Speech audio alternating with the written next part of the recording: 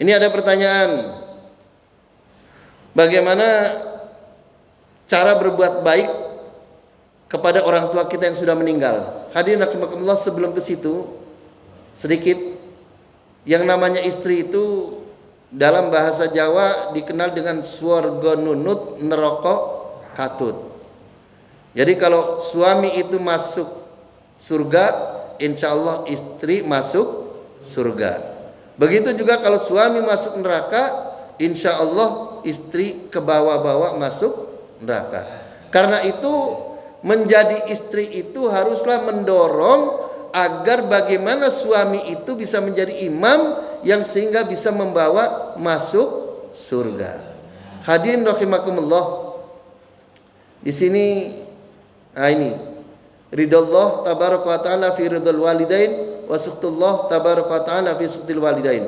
Jadi ridhonya Allah itu juga digantungkan kepada ridho daripada orang tua. Hadirin rahimakumullah. Lalu bagaimana kalau kita itu untuk berbakti kepada orang tua kita yang sudah wafat? Hadirin rahimakumullah, ini. Jadi yang pertama, berbakti kepada orang tua yang sudah wafat atau meninggal itu yang pertama itu mendoakan, memohonkan ampun. Allahumma gfirli wali walidayya warhamhuma kama rabbayani shaghira. Tiap ba'da sholat, tiap ada kesempatan doakan. Jadi cara berbaktinya ini. Kendati pun masih hidup juga doakan. Jadi jangan kalau masih hidup nggak usah didoain. Enggak. Allahumma gfirli wali walidayya warhamhuma kama rabbayani shaghira, masih hidup maupun sudah wafat harus. Insya Allah. Lalu yang kedua, berkunjung ke kerabat dan teman orang tua yang sudah wafat. Temannya kita kunjungi, sahabatnya. Yang ketiga, bersedekah atas nama orang tua. Nah ini paling enak nih Pak. Bapak ibu mau sedekah 500.000. Begitu sedekah kepada yang mau menerima, bapak atau ibu, ini saya sedekah 500.000, saya atasnamakan orang tua saya atau saya atasnamakan ibu saya, dan pahalanya saya limpahkan untuk beliau. Itu pahalanya jadi dua. Oleh Allah diberikan pahala orang tua tadi yang disebutkan, sama orang yang mengeluarkan kitanya ini anak itu dapat pahala. Tapi kalau kita tidak ngomong begitu, pahalanya cuma satu. Itu Pak. Jadi kalau begitu ya sering-sering. Lalu kemudian korban. Ini nggak apa-apa, lanjut nih. Kita bisa berkorban karena kita sudah sering tiap tahun korban. Lalu kemudian kita mengatakan, ini hewan kurban ini saya atasnamakan orang tua saya almarhumah ini atau almarhum ini. Itu pahalanya dua. Pahala untuk almarhum dan pahala kita yang mengeluarkan dana untuk kurban. Karena itu apa? Penting kita kemudian mengatasnamakan, bersedekah, berkurban atas nama almarhum, insya Allah. Ketiga, keempat, menghajikan orang tua yang belum haji. Namanya haji badal.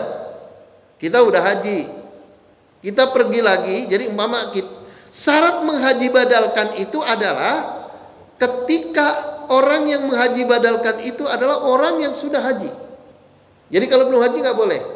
Jadi umpama kayak Pak Haji Hamid nih sudah haji, pergi lagi, maka daripada buat dirinya lebih baik saya hajikan orang tua saya bernama ini. Dia mengerjakan seperti haji biasa. Nanti pahalanya dapat dua. Orang yang almarhumahnya atau bapaknya itu menjadi haji, walaupun dia sudah almarhum, kitanya juga dapat pahala haji. Itu. Menyebarkan ilmu yang bermanfaat, itu orang tua kita dapat. Kan ilmu yuntafa'u bih. Dalam hadis, ilmu yuntafa'u bih, ilmu yang bermanfaat. Ketika bapak pinter umpamanya bikin sayur asem, bapak ibu pinter bikin sayur asem, lalu ajarkan kepada orang lain, lalu orang lain itu meniru resepnya, mengerjakan insya Allah kita dapat pahala, orang lain bisa berjualan sayur asem yang enak, sehingga mereka bisa mendapatkan rezeki, nafkah dari berjualan makanan itu. Lalu kemudian melunasi utang kedua orang tua. Nah ini penting nih. Jadi bagi anak atau kita yang tahu dulu orang tua kita itu punya utang sama siapa, karena kita anaknya tahu, maka andai kata kita itu mampu lunasi utangnya. Mama dulu punya utang 1 juta umpamanya 10 tahun yang lalu. Sekarang nilainya sudah 10 juta.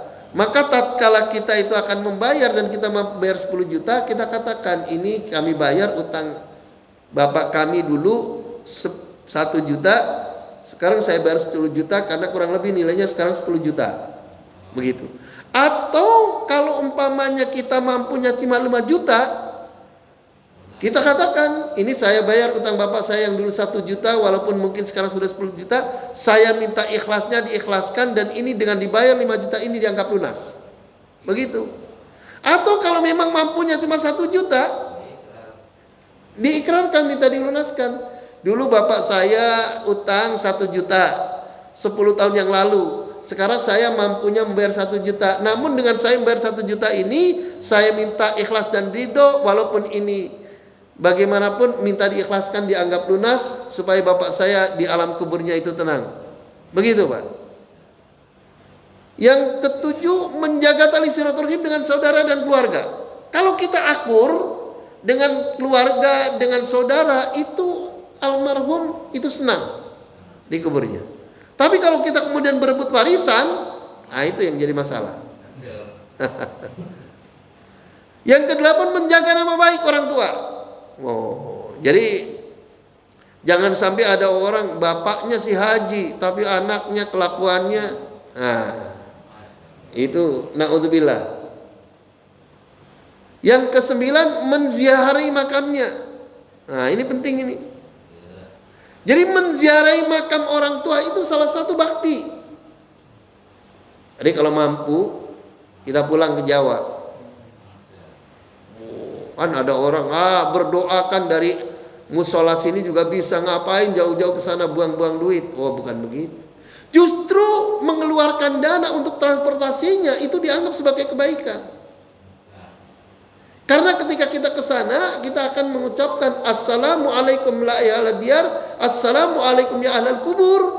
Itu insya Allah dijawab, dan sebagaimana hadis, orang yang diucapkan salam seperti itu, maka Allah mengembalikan ruhnya kepada mukmin dan mukminat yang ada di situ. Kemudian mukmin dan mukminat itu menjawab salam kita.